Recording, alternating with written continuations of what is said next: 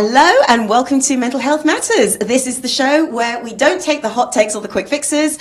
We only offer thought-through, practitioner-led discussion. And today's topic is integrative therapy, and we're bringing in Francesca Francis to talk about this. Now, integrative therapy is a lot more to do with not one size fits all. In fact, it kind of challenges that. Okay. Because otherwise you've got therapy, which is you go to CBT, or you go to psychoanalysis, or Gestalt, or whatever your mode or medium is. And that's all you're getting. And anyone who gets recommended CBT has to do CBT. Integrative says, hang on a minute, we'll use a little bit of CBT. We'll use a little bit of Gestalt. It does require the practitioner to know a lot more, but it does draw from lots of different strands. So, using that as a starting point, yes. What are your thoughts on therapy in general, Jude? Well, I'm a fan. Yeah. I think it's good, and I think that it is horses for courses. So yes, I know that because I haven't made a secret of the fact that I've had therapy because of work situations last year, and it's being really helpful. But it's the typical talking therapy. I go to see a counsellor and I talk. But now I think actually either that's done its job, which I don't think it has. I'm not there yet. We're all a work in progress. Even it's all a work in progress. Right. But maybe something else is needed because I kind of feel like I'm on a plateau. So there we go. It might need something else injected. You make a really good point, because if you remember Kelly Thompson, our book doula, yeah, who also survived the 2020. It was the 20th year of the tsunami. Yes. So in 2026, I think it was something like 20 years ago that they had the Boxing Day tsunami. She said she went through all the different types of talking therapies, but for somebody who can process really easily, like yourself, that's not enough. You need the shift in here. Yes. And I think that's what integrative therapy focuses on. We're going to bring Francesca on and find out more.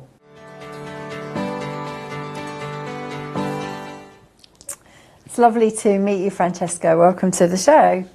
Thank you so much. It's lovely to meet you too. Oh, we're looking forward to this discussion. And we're wondering what integrative therapy looks like in practice. Yeah, so that's a very good question. So integrative practice is basically when I see clients, I draw from different therapeutic models. So I might use CBT and I might use a bit of person-centered. So it's really just putting in different therapy approaches essentially to fit the client. I think it's really beneficial actually because with some clients, they bring so many different things that may not work for one specific module.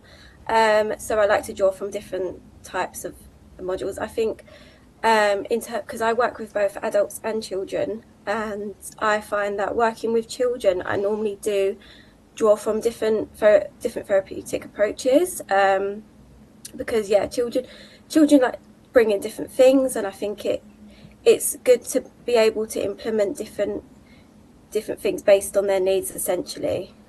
Yeah, absolutely.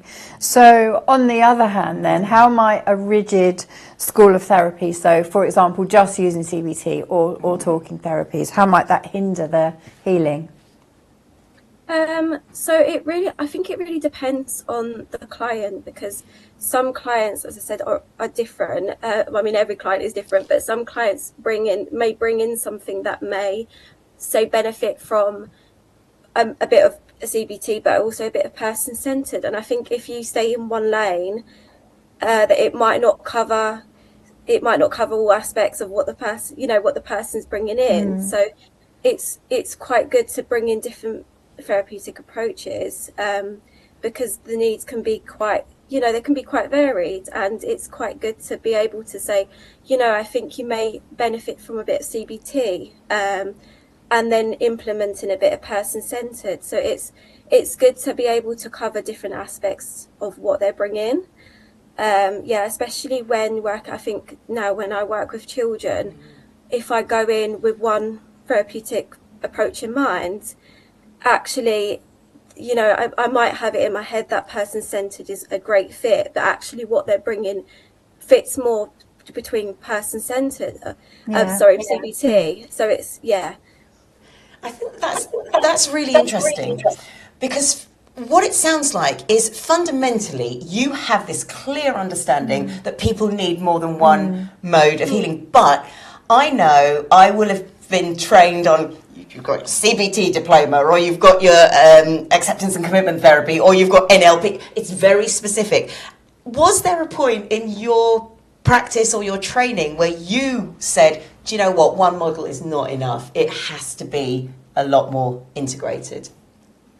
Yeah, so I went into a therapy, an integrative course actually. So my course was covering all the modules, but the reason I went into that course is because, from what I understand before going into a therapy course, what I understood of people is that one size doesn't fit all. If that makes sense. I just thought, you know, if I go in to a therapy course just studying, say for example, person-centered, actually I might meet a client that needs some CBT. So I went in basically with the idea of that one size may not fit all, and it will be good to have, even if I don't use all the different therapeutic modules or what that, you know, one client, it's good to have a background of different ones, and just, you know, because every person's different, and I like to pick out different. So for example, I might have a client where, you know, they come in wanting CBT, and they have CBT, and then they're like, actually I prefer person-centered, and I have the ability to be able to do that. Yes, yeah.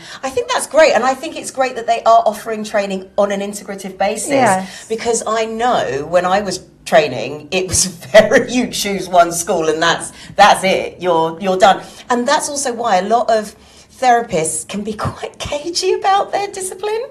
You know, this is the one I do and that's the best one kind of thing, which I don't think it's healthy. So it's great what you're doing, Francesca. So on that, what does good integrative therapy look like in practice? But by the same token, what does bad look like? Just for the client to be able to kind of know. But this is taking out the I don't like my therapist aspect. Yeah. I think mainly, you know, when you're looking for a therapist, it's, you know, I think it's quite easy to be like, this therapist doesn't get me, essentially. I mean, I've had therapy, and I know how difficult going to therapy is, and I know how uncomfortable it can feel when you first, you know, you're talking to someone and you're having to open up, and it can be quite difficult, I think.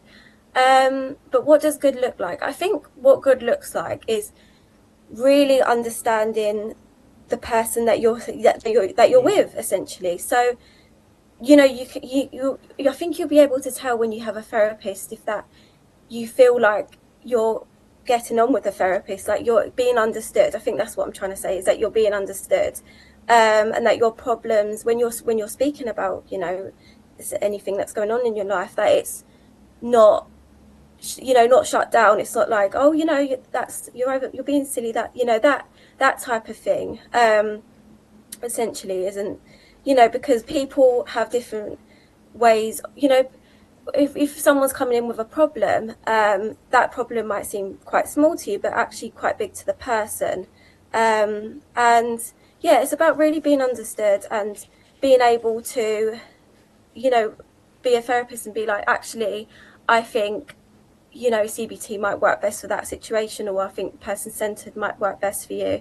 So being diplomatic, I think is as well.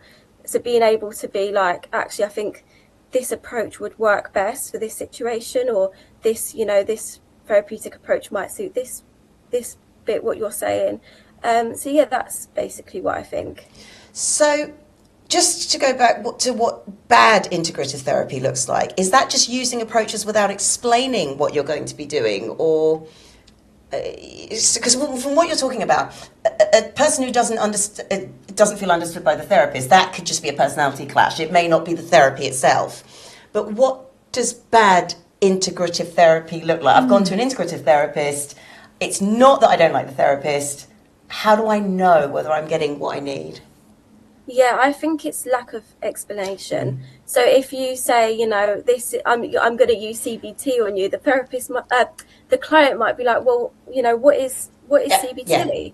I've never heard of it before. I mean, we can't go into therapy thinking that people are going to know what these models are. I think it's best to explain them and go through them and say how it's going to help and what you're going to use.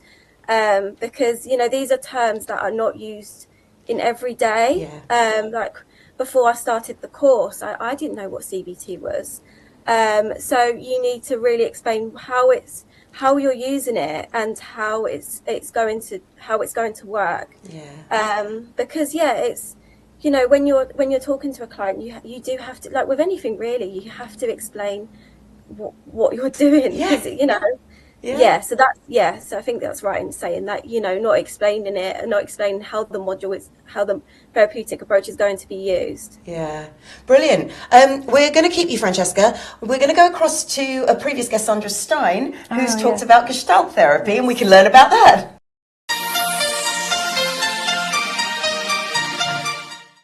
I was drawn to Gestalt when I was researching what kind of school of thought I wanted to learn to then become a counselor. And Gestalt was more attractive to me because it has this approach of exploring a whole person, your whole being.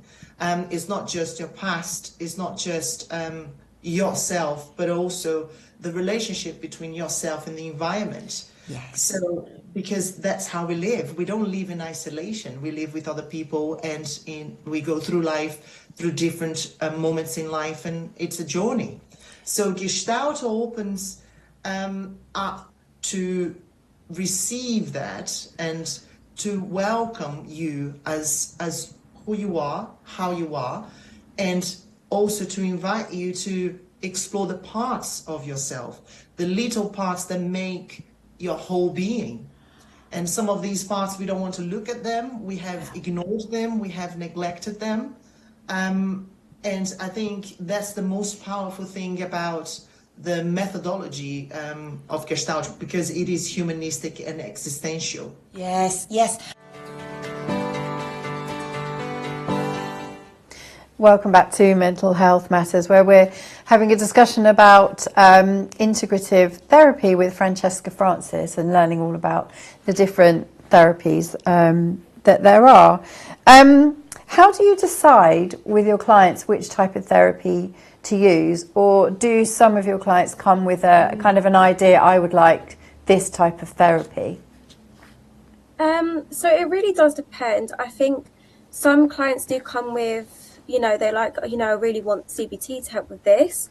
Or normally I do like an introduction where I just discuss what type of therapy I offer and how it can be used for them. But it really does depend. I think with children, I normally, within the first session, get an idea of where the child is at and see what therapy approach that I think would suit them.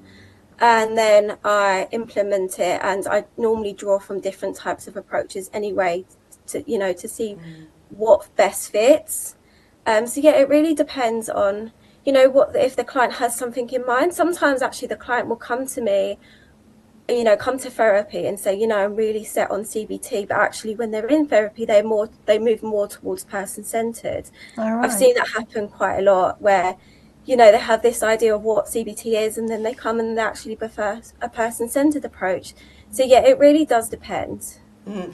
Just to interrupt those, I think it's quite funny because it is really common that actually people confuse CBT and person-centered. A lot of therapy has to be relatively person-centered, but CBT is a more challenging approach. Person-centered is very led by the client.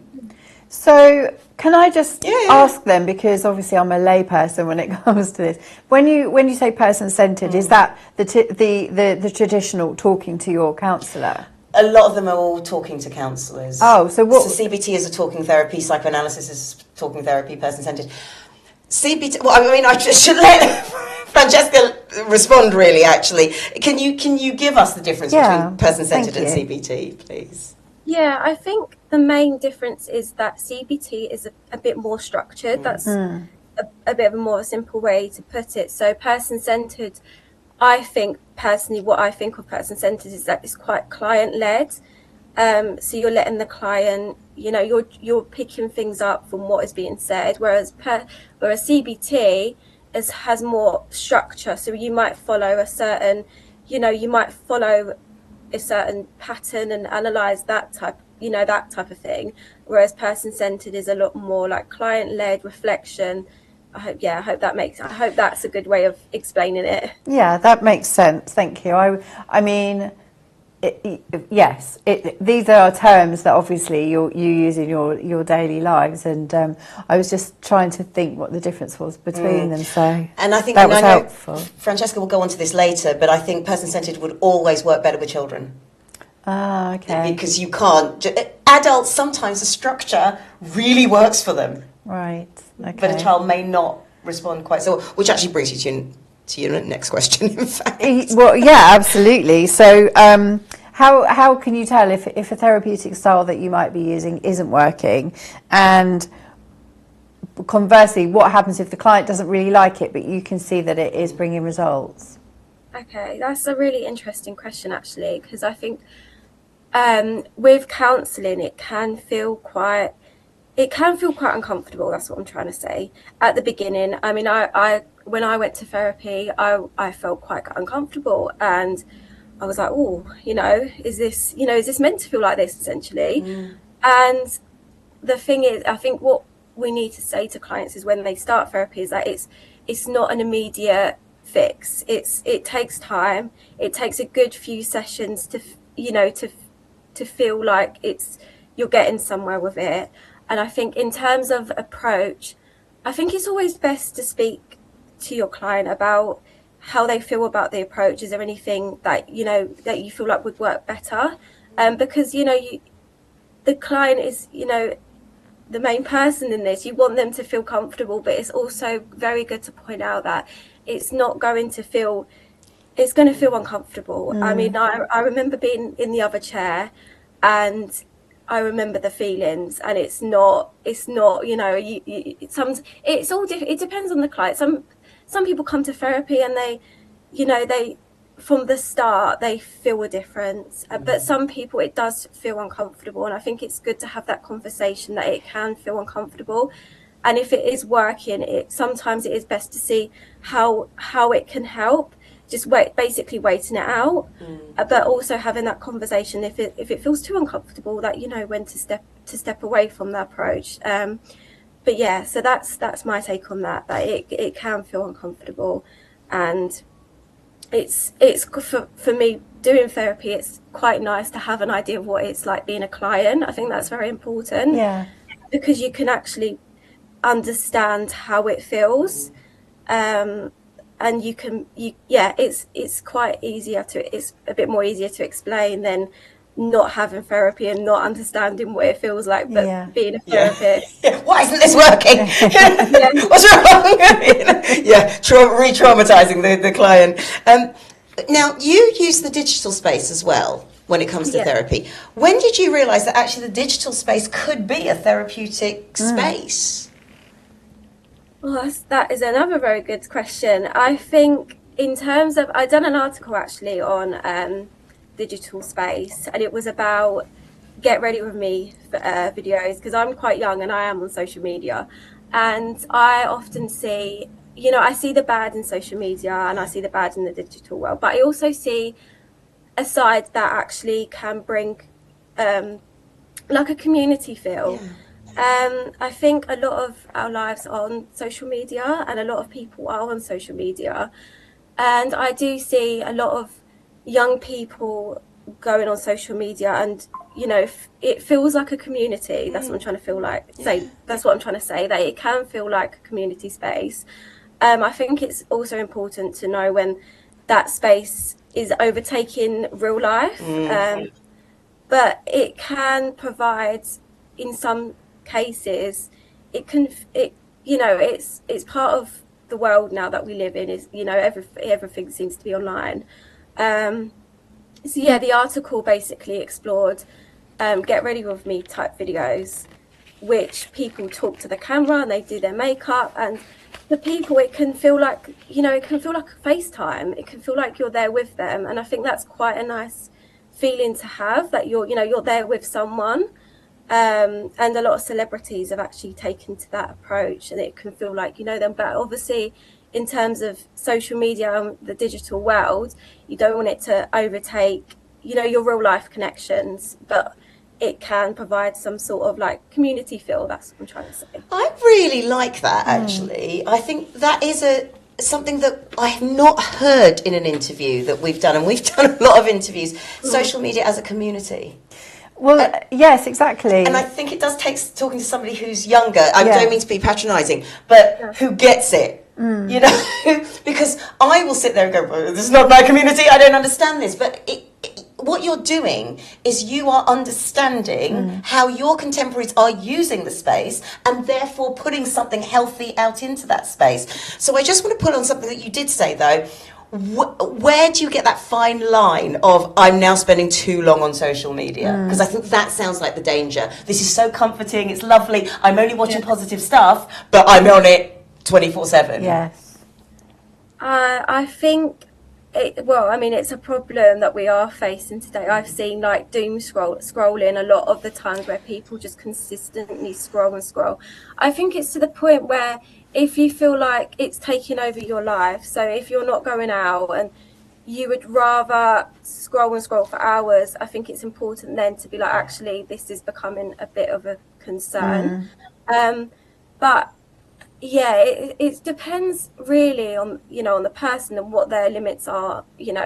On some people have a few hours and that is it. Some people spend a bit longer and they're happy with that. But I think if it's taking over your personal relationships, if it's affecting work because you're rather scrolling on your phone, that I think that's then like it's the point where it needs to be reduced. I think social media can be very addicting, and although I'm saying it does feel like a community, I think I do understand that social media isn't all sunshine and rainbows essentially, and it can be a very damaging place.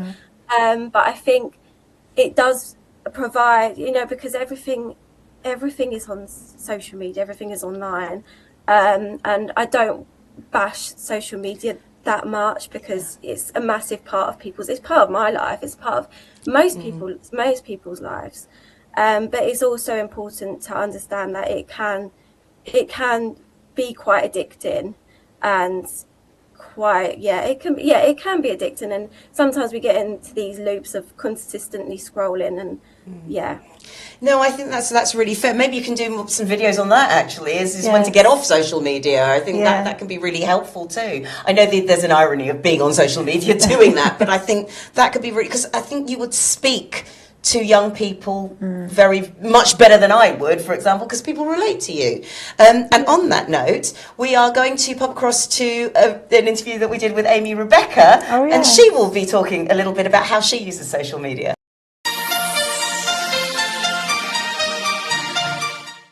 I think a lot of content now that we see people putting out feels aspirational in a way that is, it almost makes you feel bad about yourself. Like as if my life is supposed to be envied by other people who don't live that life. Yeah. And it can make people feel really badly about themselves. And so I'm very much open, honest. I will, especially on my TikTok, sometimes I think, wow, that is a bad angle. I've got no makeup on. I look like a hot mess, and I've just had a panic attack in my car, but I'm going to post it anyway because it's real. Because ultimately, my whole message is, I am just an average girl. I am just average. And anything that you see me do or accomplish, or anything that you see that I'm doing and you think, oh, I'd love to be able to do that, you can, because I have.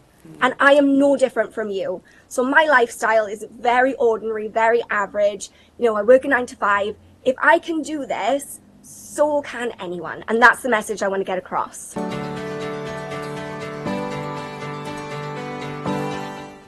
Welcome back to Mental Health Matters, where we're talking with Francesca Francis about integrative therapy. It's an interesting discussion. And we were talking about the online presence just before the break. So how do you protect your professional identity online?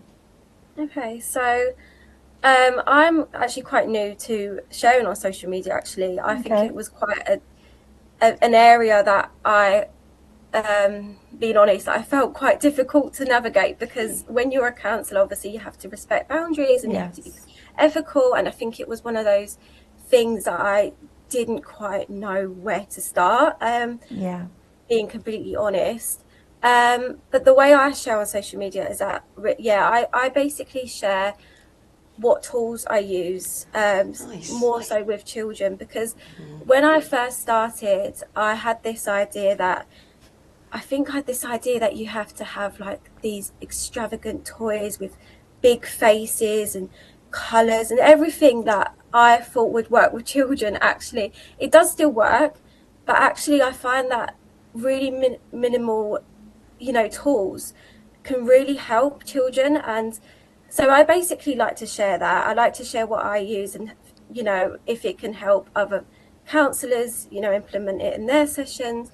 In terms of how I share, I don't obviously disclose any information of the client. I don't ever put, where the sessions are held. I'm very strict in terms of how I'm sharing. It's just the tools that I'm using that can basically, if they help other counsellors, because my idea was that children need all these colours and faces in therapy. And actually I found that I used peg dolls which don't have faces on them, and they are very simple. They're actually wooden, and they worked so well. And I don't think at the start I wouldn't have even thought of that. Like I generally wouldn't. I was bringing in toys that have massive facial expressions and all these different things that obviously depending on the child. I'm not saying this doesn't work, because every child is different, and some children really like that. But the simplicity of the stuff that I was bringing in really worked, and it really took off. So I was thinking, if I can share this on social media, it might actually help other people. So yeah, that's basically what I do. I can just interrupt there, because I think you've touched on something which a lot of especially younger, newer therapists are going to be feeling. They're going to look at social media and go, I don't have that money to do those big faces, or whether you're working with adults, suddenly having all of these special gimmicks and things. And I think people will really resonate with that you are using something which you can get in an art supply and it works. And I think that's really important. And it's important to say that to people, that it doesn't matter what your prop is, essentially. It kind of depends on the person using the prop. Exactly. And I love the simplicity of it. As you said, you stripped it all back, and that probably takes away some stress as well. Probably makes it makes me feel calm, and that the way you're speaking about your props, I just think that's lovely. You obviously offer a nice calm environment for your clients. Yeah, because I think that pressure to perform as a therapist as well, that feeds into your clients. It must, because you're there going, I need to show you this prop or that prop. That's a problem as well. So no, thank you for raising that. Sorry to interrupt. No, that's fine. It's really interesting. How do you think that social media has shaped the understanding around mental health, and is it a good or a bad thing? I think social media has impacted quite a lot of young people's mental health. And I mean, there are two sides. There is the good and the bad, I think, personally. I think the bad is that we are now so able to share. We are so able to share on social media that people, are just commenting, on TikTok, for example, you have people commenting about people's personal, appearances, or how they look, and it's so easy to do that now that it does impact a lot of young people's mental health. But also going back to what I said about social media feeling like a bit like a community. I think it can, in the right ways and in the right ways can help people with their mental health, because they might not feel so alone. Like, when you're watching people just doing simple things like running and doing their makeup on TikTok, you don't feel so alone. And I think that's quite important, that loneliness is quite a big thing for young people at the minute. And it, although you feel like you're part of the, you feel like you're part of something, which can be, positive, but also I've seen social media in its bad forms, and I've seen it in its good. And I think it depends how you use social media, what I'm trying to say. It can feel really positive, but then it can feel quite negative if you're consistently scrolling and comparing your life to other people's lives. I think that's quite a common one. And that's happened to me. I compare myself to people on social media. I think it's quite natural to do that, and it's quite important to know how to stop that, to stop yourself from comparing to what you see on social media, because obviously what you see on social media isn't necessarily someone's everyday life. That's what I'm trying to say. Yeah, no, I think because I can see you're thinking it through, and I love it. Because this next question really is for you, because how do you see therapy evolving? Because for me, I don't think I would ever have considered social media as a community until you brought it up. I don't think it's my community, but I think it is. It's yours, and we need therapists in that area. So how do you see therapy evolving? Maybe not for, people who trained back in the 80s something, but now, new therapists. I think it's quite interesting, new therapists, because we know so much now about how social media impacts people's lives. We know so much about it now, and I think it is going to evolve. I think it's going to have new, maybe potentially young people stepping into the therapeutic world, and trying to combat this, the social media. I agree. Yeah, I think that is potentially something that could happen, because we've got a lot of young people actually wanting to come into the space and wanting to make a difference to young people's life, which is so important. Because I'm part of, obviously I'm quite young, I'm not, and I find it easy to relate to them, but also from a psychological perspective, I know how certain things work, how social media can impact them. And it's quite interesting, actually. Being in this space young, it is very interesting. It is, and I think you're in a beautiful space, because again, you've pointed out something which I don't really think about. We have got to the point now where we do know the dangers of social media. So when we were getting on social media, we were just going on it, oh, it's fine, whatever. It was just fun. Then we suddenly all went, oh no, this is a real problem. But when you and people who follow you are being trained now, one of those modules is going to be, these are the dangers of social media. People know it. And that's really important. So on that note, what might you suggest to professionals, older professionals even, who've been in the system for a long time, who work with both adults and young people, probably more relating to young people, when it comes to using social media a bit more and creating this space that I think you can create, which is safe and positive and a community? What might you say to people like me? How can I join in? That's a very good question. I think it's more about awareness, because a lot of young people, it's very hard to say to someone that is young, just delete the app, just come off it. I think that's quite a common, old person. How easy it can be to be like, just delete it. But actually, young people, that is part of their life. So it's not as easy as just deleting the app. It's actually what it carries. It carries part of them. So awareness of how social media, even though it can be a bad place, but understanding that it can be part of the person, whether they want it to be or not. I think it's difficult. As much as it becomes, this bad place, but actually it becomes part of you. Like you're if you've got a TikTok account, and loads of people know, like, it becomes part of your routine, like looking through. So I think completely shutting social media down, I don't think it's ever going to work, especially for young people.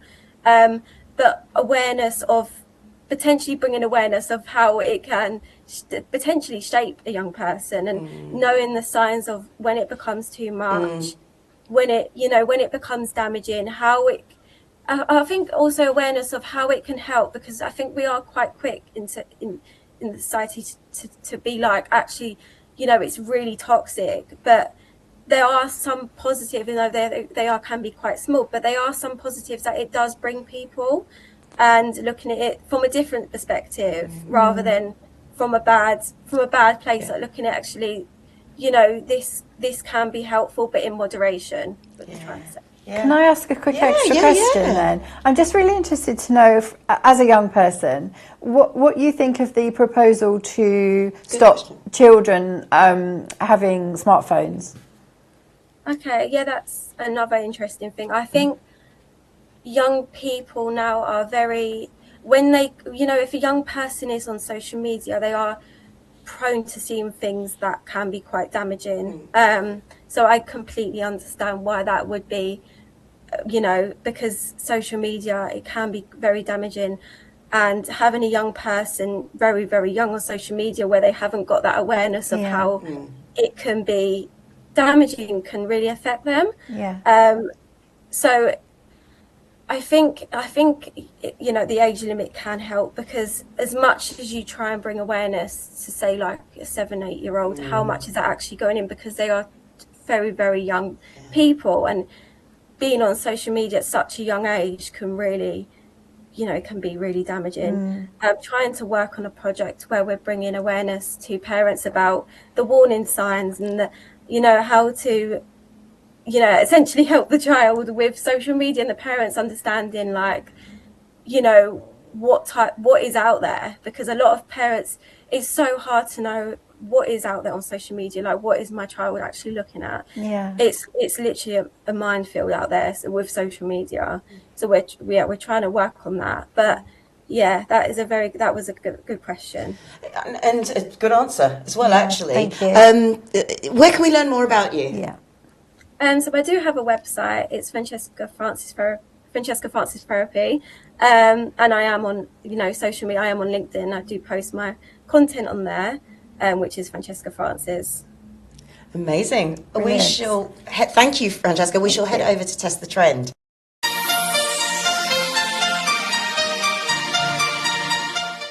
I'm studying a master's at UCL, and I'm doing the project alongside the master's. But mainly we are trying to cover video formats of what to look out for in terms of the spaces of the online world. So essentially we'd be looking at, like, the types of apps we are going to form a top 5. So we'll be looking at the apps that can be quite damaging, the online games where they have, like, the chats accessible for children to chat onto. We're looking at that. We're looking at social media posts in particular, like going through what type of social media posts can be quite damaging for a child to watch. We're mainly covering the online space of, essentially what is out there for the child to be looking at, and how it can affect their mental health. Often, it can happen that a child may, not want to attend school because they've had a fallout online. That's quite a common one. They might behavioural changes, like strong new interests that have come from online, even potentially eating, so limiting what they eat, and not wanting to say, for example, if they normally like a bar of chocolate after school, actually, no, mum, I'm not eating that because I've seen something online that's really bad, that type of thing. So really looking at, like, behavioural changes that can happen that are not always, visible immediately, just to give a bit of awareness of how it can look before it escalates further, like really seeing how a child is behaving, obviously not analysing them completely, but just making awareness of how it can affect the child's behaviour. Well, I found that very eye-opening, actually. I mean, from your perspective, obviously you're not a layperson like I am, so yeah, I can, but I found it hugely interesting, you know, and informative. But I can see that you were coming at it from a different angle, and it reveals to me how set in my ways I've become. Oh, really? And I love that. I love that where she says, you know, well, now social media, we're learning what the dangers are. Yeah. Whereas I can sit there and go, oh no, it's just dangerous. It's like, no, you're teaching people, the new set of therapists, that it is dangerous. This is what we're doing about it. This is what UCL is researching. I think that's brilliant. It's brilliant. And I really loved when Francesca mentioned about the online communities, because I've experienced that myself, and I know how beneficial an online community is, and that's with the choir in lockdown and since lockdown too. But that was imperative, that sense of community for people who lived alone. And I know that it was literally in some cases a lifesaver, because, you know, we've had people talk to us. So I can see how that would still work even in the world now, which we don't have to sit at home, but some people, it's normal to have an online community and a real life community, whereas we might find that more difficult to understand. We're not stuck at home. We don't have to only be online. Why would you want that? But actually, I can see the benefit. And then the other thing that she said was about teaching parents to understand what their child is looking at. But I think related to that is something that we had on the show with Danny about cyber safety. The online world is at the moment probably still more attractive than the offline world in some cases. And the other, and I hope the research shows this as well, when it comes to parenting, do some nice things with your kids. Well, exactly. You know? Exactly. Don't just stick them in front of a screen and then wonder why they're in front of a screen. Yeah, take them to see some cows in a field or whatever. Exactly. And on that note, have a healthy week.